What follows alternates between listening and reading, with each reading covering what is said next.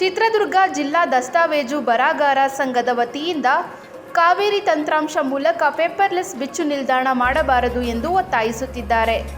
ನಗರದ ಪತ್ರಕರ್ತರ ಭವನದಲ್ಲಿ ಸುದ್ದಿಗೋಷ್ಠಿಯೊಂದಿಗೆ ಮಾತನಾಡಿ ರುದ್ರಸ್ವಾಮಿ ಅವರು ಮೊಬೈಲ್ ಹ್ಯಾಕರ್ಸ್ಗಳು ಹೆಚ್ಚಾಗಿರುವುದರಿಂದ ಹ್ಯಾಕ್ ಮಾಡುವುದರ ಮೂಲಕ ಬ್ಯಾಂಕಿನ ಹಣವನ್ನು ಹೊಡೆಯುತ್ತಾರೆ.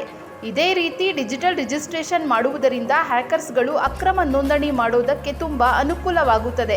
ಹಾಗಾಗಿ ಪೇಪರ್ಲೆಸ್ ಡಿಜಿಟಲ್ ನೋಂದಣಿ ಕಾಯ್ದೆಯನ್ನು ರದ್ದು ಮಾಡಬೇಕು ಎಂದು ಚಿತ್ರದುರ್ಗ ಜಿಲ್ಲಾ ದಸ್ತಾವೇಜು ಬರಹಗಾರ ಸಂಘದ ವತಿಯಿಂದ ಉಪಾಧ್ಯಕ್ಷರು, ಕಾರ್ಯದರ್ಶಿ, ಖಜಾಂಚಿ ಸದಸ್ಯರು ಆಗ್ರಹಿಸಿದ್ದಾರೆ. ಈ ಕಾಗದರಹಿತ ನೋಂದಣಿ ಮಾಡೋದ್ರಿಂದ ಹ್ಯಾಂಕರ್ಸ್ಗಳಿಗೆ ಅನುಕೂಲ ಆಗುತ್ತೆ.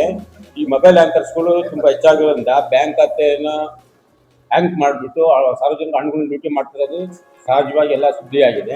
ಈ ಥರ ಡಿಜಿಟಲ್ ರಿಜಿಸ್ಟ್ರೇಷನ್ ಮಾಡೋದ್ರಿಂದ ಇದನ್ನು ಕೂಡ ಹ್ಯಾಂಕ್ ಮಾಡಿಬಿಟ್ಟು ನೋಂದಣಿ ಅಕ್ರಮ ನೋಂದಣಿ ಮಾಡೋದಕ್ಕೆ ಅನುಕೂಲ ಆಗುತ್ತೆ ಇದರಿಂದ ಅಂತೇಳಿ ನಾವು ಹೇಳೋಕ್ಕೆ ಇಷ್ಟಪಡ್ತೀವಿ. ಇದು ರದ್ದುಪಡಿಸಬೇಕು, ಇದನ್ನ ಮಾಡಬಾರ್ದು ಅಂತಂದು ಹಳೆ ಸಿಸ್ಟಮ್ನಲ್ಲೇ ಕಾವೇರಿ ದತ್ತಾಂಶ 2 ಮುಂದುವರಿಯುತ್ತೆ ಅಪೇಕ್ಷೆ. ರಾಜ್ಯ ಸರ್ಕಾರದ ಕಂದಾಯ ಇಲಾಖೆ ವತಿಯಿಂದ ನೋಂದಣಿ ಕಾರ್ಯಗಳನ್ನು ಮಾಡಲು ಹೊಸದಾಗಿ ಕೆಲವೊಂದು ಕಾನೂನುಗಳನ್ನು ರೂಪಿಸಿಕೊಂಡು ನಮ್ಮ ಸನ್ಮಾನ್ಯ ಕಂದಾಯ ಸಚಿವರಾದಂಥ ಕೃಷ್ಣೇಗೌಡರವರು ಆನ್ಲೈನ್ ಮೂಲಕ ನೋಂದಣಿ ಕಾರ್ಯ ಮಾಡಬೇಕು, ಪೇಪರ್ಲೆಸ್ ಮಾಡಬೇಕು, ಫೇಸ್ಲೆಸ್ ಮಾಡಬೇಕು ಅನ್ನೋ ಒಂದು ಉದ್ದೇಶ ಇಟ್ಕೊಂಡು ಹೊಸದಾಗಿ ಕಾನೂನು ರೂಪಿಸಿ ಇದರ ಪ್ರಾಯೋಗಿಕವಾಗಿ ಚಾಮರಾಜನಗರ ಜಿಲ್ಲೆಯ ಕೆಲವೊಂದು ಸಬ್ ರಿಜಿಸ್ಟ್ರಾರ್ ಆಫೀಸ್ಗಳಲ್ಲಿ ನೋಂದಣಿ ಕಾರ್ಯ ಮಾಡಿದರೆ ಇದರಲ್ಲಿ ಈ ಪೇಪರ್ಲೆಸ್ ಮತ್ತು ಫೇಸ್ಲೆಸ್ ನೋಂದಣಿಯಿಂದ ಸಾರ್ವಜನಿಕರಿಗಾಗಲಿ, ರೈತಾಪಿ ಜನಗಳಿಗಾಗಲಿ, ಕೂಲಿ ಕಾರ್ಮಿಕರಿಗಾಗಲಿ ಯಾರಿಗೂ ಸಹ ಯಾವುದೇ ರೀತಿಯ ಅನುಕೂಲ ಇದೆ ಅಂತ ಇಲ್ಲೆಲ್ಲೂ ಕಾಣಿಸ್ತಾ ಇಲ್ಲ.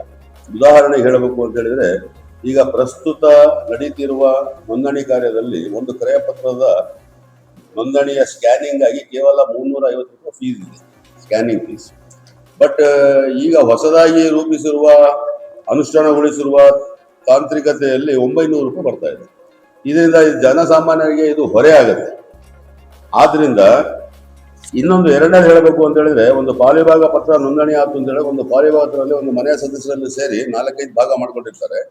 4-5 ಭಾಗಕ್ಕೆ 4-5 ಜನರಿಗೆ ಪತ್ರಗಳು ಕೊಡಬೇಕಾಗತ್ತೆ. ಇದು ಲಾಕರ್ ಅಲ್ಲಿ ಡಿಜಿಟಲ್ ನಾವು ರಿಜಿಸ್ಟ್ರೇಷನ್ ಮಾಡ್ತೀವಿ ಅಂತ ಕೃಷ್ಣೇಗೌಡರು ಹೇಳೋದ್ರಿಂದ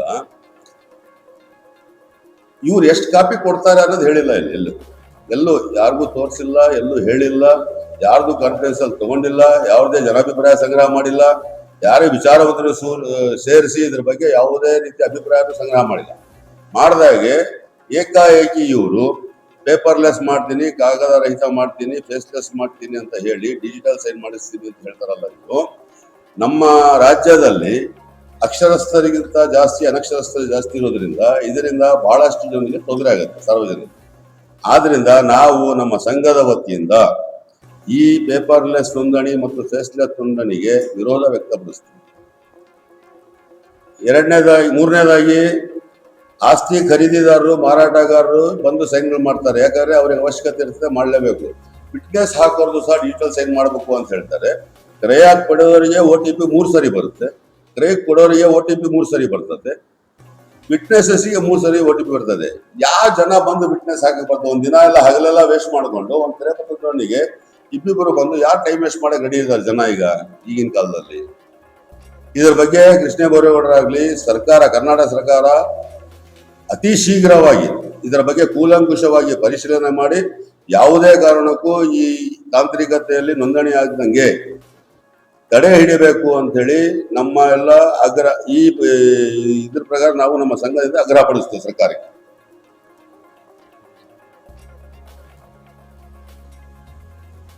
ಕಾಗದ ರಹಿತ ನೋಂದಣಿಯಿಂದ ಆಗುವ ಅನುಕೂಲಕ್ಕಿಂತ ಅನನುಕೂಲಗಳೇ ಜಾಸ್ತಿ ಇದೆ. ಯಾವ ರೀತಿ ಅಂತಂದ್ರೆ, ಈ ಡಿಜಿಟಲೀಕರಣ ಏನೋ ಮಾಡ್ತಾರೆ ಪತ್ರ. ಈಗ ನಮ್ಮ ಕೈಯಲ್ಲಿ ಒಂದು ಒರಿಜಿನಲ್ ದಾಖಲೆ, ಈ ರೀತಿ ನಮ್ಮ ಕೈಯಲ್ಲಿ ದಾಖಲೆ ಇರೋದಕ್ಕೂ ಡಿಜಿಟಲ್ ಅಲ್ಲಿ ದಾಖಲೆ ಇರೋದಕ್ಕೂ ವ್ಯತ್ಯಾಸ ಇರ್ತದೆ. ಈಗ ನಾವು ಡಿಜಿಟಲ್ ದಾಖಲೆಗಳನ್ನ ಕಳಿಸ್ಬೇಕು ಮಾಡಬೇಕು ಅಂತಂದ್ರೆ ಆನ್ಲೈನ್ ಅಲ್ಲಿ ಕಳಿಸಿ ಅದು ಸರ್ಟಿಫೈಡ್ ಕಾಪಿ ತರ ಕಾಣುತ್ತೆ ಹೊರತು ಒರಿಜಿನಲ್ ದಾಖಲೆ ತರ ಯಾವತ್ತೂ ಅನ್ಸಲ್ಲ ಅದನ್ನ. ಇದರಿಂದ ಕೆಲವು ಈ ಹ್ಯಾಕರ್ಸ್ ಗಳಿಗೆಲ್ಲ ಇದರಿಂದ ಅನುಕೂಲ ಅವ್ರಿಗೇನು ಅನುಕೂಲ ಆಗುತ್ತೆ ಅಂದ್ರೆ, ಯಾರ್ದೋ ಹೆಸರು ಇರುತ್ತೆ, ಇನ್ಯಾರ್ದೋ ಹೆಸರನ್ನ ಈಸಿಯಾಗಿ ಎಡಿಟ್ ಮಾಡ್ತಾರೆ.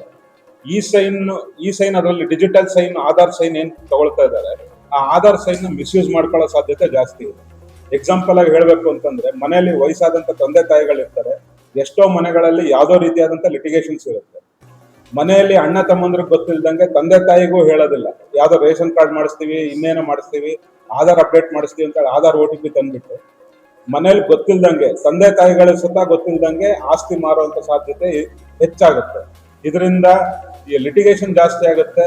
ಇದು ದುಡ್ಡಾಕಿ ಜೀವನ ಪರ್ಯಂತ ದುಡಿದು ಒಂದ್ ಸೈಟ್ ತಗೊಳ್ಬೇಕು ಅಂತ ಇರೋನು ಒಂದ್ ಸೈಟ್ ತಗೊಂಡಿರ್ತಾನೆ. ಅದ್ರಲ್ಲಿ ಮೋಸ ಆದ್ರೆ ಅವನ್ ದುಡ್ದಂತ ದುಡ್ಡಿಗೆ, ಪರಿಶ್ರಮಕ್ಕೆ ಬೆಲೆನೇ ಸಿಗದಂಗಾಗುತ್ತೆ. ಹಂಗಾಗಿ ಈ ಕಾಗದ ರಹಿತ ನೋಂದಣಿಯನ್ನ ಸ್ಥಗಿತಗೊಳಿಸ್ಬೇಕು. ಈಗೇನು ಪ್ರೆಸೆಂಟ್ ನಡೀತಾ ಇದೆ ರಿಜಿಸ್ಟ್ರೇಷನ್ ಪ್ರೋಸೆಸ್, ಅದೇ ರೀತಿ ಮುಂದುವರಿಸಬೇಕು ಅಂತ ಸರ್ಕಾರಕ್ಕೆ ಈ ಮೂಲಕ ನಾವು ಜಿಲ್ಲಾ ದಸ್ತಾವೇಜು ಬರಹಗಾರ ಸಂಘದಿಂದ ಮನವಿ ಮಾಡ್ತಾ ಇದ್ದೀವಿ.